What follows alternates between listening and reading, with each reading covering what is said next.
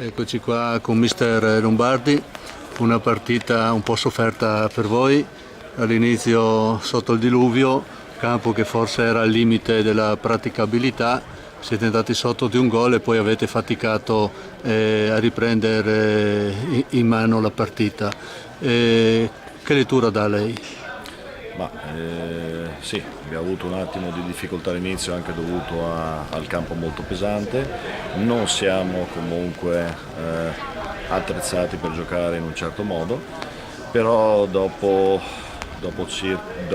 l'inizio comunque del secondo tempo abbiamo interpretato la gara nel modo giusto e si è visto comunque la volontà di riprendere un risultato e poteva scapparci anche qualcosa in più nel finale. Sì, c'è stato qualche nervosismo in campo, voi avete avuto anche la possibilità proprio verso la fine di passare, però anche il Portogruaro aveva avuto una palla che avrebbe potuto portarlo in vantaggio.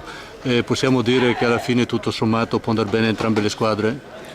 Alla fine il risultato ha detto questo, abbiamo incontrato una squadra tosta, una squadra molto fisica, che comunque ci ha messo in difficoltà in alcune situazioni, però diciamo che anche certe decisioni hanno influenzato probabilmente l'andamento della gara. Comunque va bene così, un pari ci sta.